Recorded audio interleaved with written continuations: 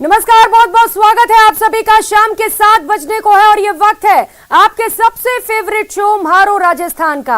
आप सबके साथ मैं हूं प्रियंका राय। और चलिए सबसे पहले एक नजर डाल लेते हैं कि 7 बजे की कौन कौन सी 7 बड़ी और सबसे अहम खबरें आज आपको बताएंगे। खबर नंबर 1 दिखाएंगे, सजगता से साजिश नाकाम। कौन सी साजिश थी ये आपको बताएंगे। खबर नंबर 2 होगी दूध की कीमत और पानी की मिलावट। खबर नंबर 3 दिखाएंगे एक और पेपर लीक की। खबर नंबर 4 होगी बीजेपी का चिंतन 23 पर मंथन की। खबर नंबर 5 दिखाएंगे प्रसादी हैं परिस्थितिवादी, किसने कहा है ये भी आपको बताएंगे। फिर आरक्षण पर आर पार की खबर होगी और इसके साथ ही नजर रहेगी खबर स्वर्ण नगरी में मेहमानों के डेरे पर। इन खबरों के साथ और भी खबरों पर करेंगे बात। बने रहिए हमारे साथ, देखते रहिए म्हारो राजस्थान।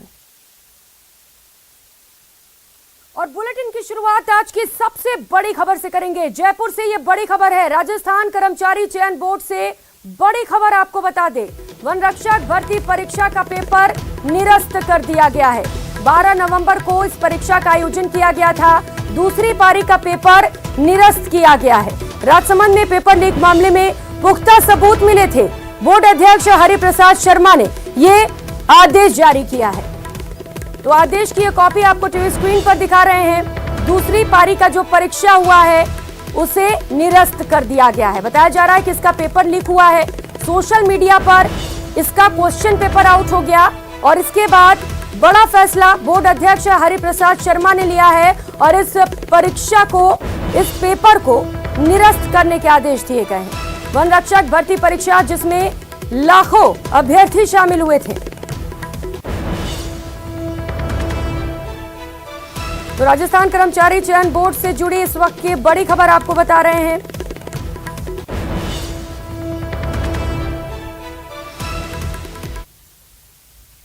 तो बोर्ड अध्यक्ष हरिप्रसाद शर्मा से हमने खास बातचीत भी की, सुनिए। इस जो 12 नवंबर को वन रक्षक की द्वितीय पारी की परीक्षा हुई थी, उसके संबंध में राजसमंद जिला पुलिस द्वारा एक मुकदमा दर्ज किया गया है जी। और उसमें उन्होंने 1-2 आदमी को गिरफ्तार किया है।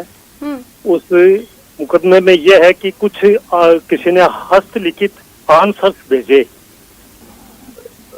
उनमें से 100 में से करीब 62 आंसर उन ऑप्शन से मैच खाते हैं। तो मामला डाउटफुल होने से और एसओजी से कुछ प्राथमिक सूचना प्राप्त होने के आधार पे बोर्ड की विश्वसनीयता और निष्पक्षता को बनाए रखने हेतु ये निर्णय लिया है।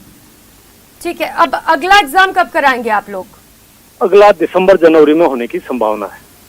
दिसंबर जनवरी तक, ठीक है। लेकिन क्या आपको नहीं लगता सर कि इससे जो अभ्यर्थी पहुंचते उम्मीदें लेकर उन्हें परेशानी होती है? इसमें डिटेल जांच की जरूरत है। बिल्कुल, इसकी एसओजी के निर्देशन में डिटेल जांच हो रही है, लेकिन चूंकि बहुत बड़ी परीक्षा थी और पूरे राजस्थान में करीब 1200 से ज्यादा इसके परीक्षा केंद्र थे और वो परीक्षाओं पे उन पे जो कंट्रोल होता है वो जिला प्रशासन फिर उनको सुपरवाइज करता है, जिला शिक्षा अधिकारी वगैरह। ये लेकिन हरिप्रसाद जी, सरकार नकल विरोधी कानून भी लेकर आई है, कमी कहाँ रह जाती है? सवाल तो यही उठ रहे हैं ना। सवाल ये कि किसी न किसी परीक्षा केंद्र पे किसी के द्वारा है, अभी तो चूंकि पूरी जांच नहीं हुई है, ताकि पेपर लीक होने की संभावना है। इस संबंध में पूरी जो भी स्थिति है वो एसओजी की डिटेल जांच होने के बाद सामने आएगी, लेकिन हमने पहले से ही एडवांस कदम लेते हुए इस परीक्षा को निरस्त कर दिया है। मतलब आपके पास कोई पुख्ता जानकारी नहीं है कि पेपर लीक हुए, सिर्फ संभावना के आधार पर ये पेपर निरस्त किया गया है? हाँ, इसकी पूर्ण संभावना के आधार पे और डाउट होने के आधार पे। एसओजी की ओर से क्या जानकारी मिली थी सर? एसओजी की जानकारी यही है जो मैंने बताया कि जिला जो राजसमंद में मुकदमा दर्ज हुआ है उसमें जो कुछ लोगों को गिरफ्तार किया गया है उनके पास में हस्तलिखित ऐसे 62 आंसर्स मिले, 100 मिले, जिनमें से 62 उन ऑप्शंस के साथ मैच कर रहे थे। एक सवाल और है, क्योंकि बताया जा रहा है दूसरी पारी की जो परीक्षा हुई थी उसका पेपर निरस्त हुआ है, तो क्या ये पूरी परीक्षा को ही आपने निरस्त कर दिया या सिर्फ उस पेपर को निरस्त किया गया है जिसका क्वेश्चन पेपर लीक हुआ था सोशल मीडिया पर? ऐसा है, नहीं, सोशल मीडिया को हम आधार नहीं बनाते, हम केवल आधार बनाते हैं एसओजी और जिला पुलिस की रिपोर्ट को, वो ऑथेंटिक होती है। ठीक है, तो कौन से पेपर को आपने निरस्त किया? क्या पूरी परीक्षा को ही निरस्त कर दिया आपने? नहीं, पूरी परीक्षा को नहीं, केवल 12 नवंबर को जो दूसरी पारी थी 2:30 बजे से 4:30 बजे तक केवल उस पारी की परीक्षा को निरस्त किया।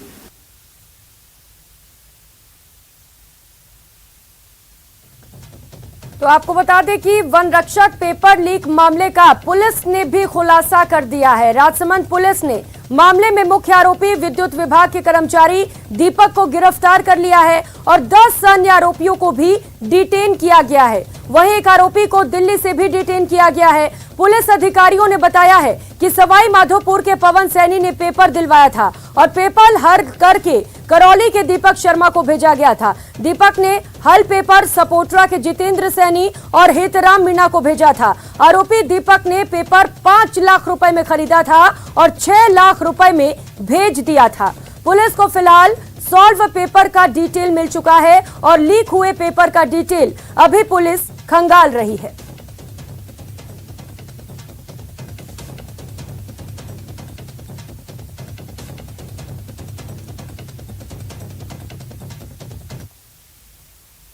पेपर लीक राजस्थान में एक प्रथा बन चुकी है। आज फिर वन रक्षक भर्ती परीक्षा का पेपर लीक हो गया। उससे पहले दिसंबर 2019 में लाइब्रेरियन भर्ती का पेपर लीक हुआ। दिसंबर 2020 में जेएन भर्ती का पेपर लीक हुआ। लेकिन जब हमने संघर्ष किया, सरकार एक गैर जमानती कानून लेके आई। सरकार ने उन कानून की पालना नहीं की। जो पेपर माफिया जो पकड़े गए थे उनकी न संपत्ति जब्त की गई, न उनकी स्कूलों की मान्यता रद्द की गई। जब अपराधियों में डर नहीं होगा, यूं ही पेपर लीक होते रहेंगे, युवाओं के सपने टूटते रहेंगे।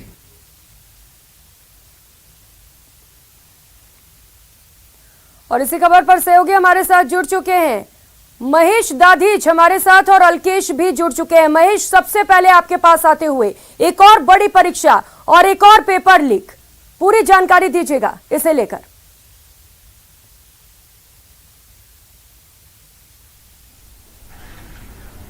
जी बिल्कुल, देखिए ये जिस तरह का मामला सामने आया है, इससे एक बार फिर ये साबित हो जाता है कि राजस्थान में परीक्षाएं जो है वो पूरी तरह पारदर्शिता के साथ में संपन्न नहीं हो पा रही है। कहीं ना कहीं जो है जिस तरह से पेपर आउट के मामले आ रहे हैं वो ये साफ बता रहे हैं कि जो सुरक्षा पेपर के आयोजन में होनी चाहिए वो यहाँ पर नहीं बरती जा रही है। ताजा मामला जो है ये वन रक्षक परीक्षा का है। 2300 पदों के लिए परीक्षा आयोजित की जा रही है। 2 दिन के लिए 4 पारियों में परीक्षा का आयोजन हो रहा है और लाखों अभ्यर्थी इस परीक्षा में शामिल हैं। जिस परीक्षा की पारी यानी कि कल 12 तारीख के दूसरी पारी की बात इसमें की गई है, 2:30 बजे से 4:30 बजे का पेपर, उसमें ये जो है करीब 4 लाख अभ्यर्थी पंजीकृत थे और उसमें भी 50% अभ्यर्थियों ने परीक्षा दी थी। यानी पंजीकृत होने वाले अभ्यर्थियों का आंकड़ा और बेरोजगारी का आंकड़ा आप खुद अनुमान लगा सकते हैं कि कितना बड़ा है। जो अभ्यर्थी एक सपना लेकर के चल रहा है और ऐसे में वो तैयारी करके और जब पेपर परीक्षा देकर के बाहर निकलता है और उसे मालूम चलता है कि जो पेपर वह देकर के निकला है वो परीक्षा तो पहले से ही आउट हो चुकी है, क्योंकि 2 घंटे 3 घंटे पहले सोशल मीडिया पर पेपर आ चुका था, कई लोगों के हाथ में पेपर मौजूद था और अब एसओजी इस पूरे मामले की जांच करने में जुटी हुई है और कानून जो है वो कितने लोगों को यहाँ पर ये सख्त सजा दिला पाएगा। लेकिन ये बात यहाँ पर जरूर है, जो लोग यहाँ पर अपने सपनों को लेकर के राजधानी में आते हैं और ये एक बड़ी तैयारी जो इन कंपटीशन एग्जाम को लेकर के करते हैं, उनके सपनों पर कहीं ना कहीं इस तरह से पानी फिर जाता है। वो एक बड़ी जो है दुखद बात यहाँ पर रहती है। भले ही बोर्ड के अध्यक्ष कह रहे हैं कि दिसंबर और जनवरी में जो है दोबारा से परीक्षा का आयोजन कर लिया जाएगा, लेकिन आप सोचिए कि सरकारी पैसे का कितना वापस से जो है दुरुपयोग होगा, आम जन को कितनी परेशानी होगी। जो विद्यार्थी चल करके अभ्यर्थी चल करके परीक्षा केंद्रों तक पहुंचते हैं, उसके दौरान भी वे जो तकलीफों का सामना करते हैं, कैसे उनकी भरपाई होगी। तो ऐसे में जब लाखों अभ्यर्थियों को भी जो बड़ी उम्मीदें लेकर पहुंचे थे, लेकिन एक बार फिर से उनके भविष्य के साथ खिलवाड़ किया गया है। अलकेश सहयोगी लगातार हमारे साथ बने हुए हैं। अलकेश, क्योंकि एक बार फिर से एक पेपर को निरस्त कर दिया गया है, क्या कुछ कार्रवाई फिलहाल की गई है इस पूरे मामले पर?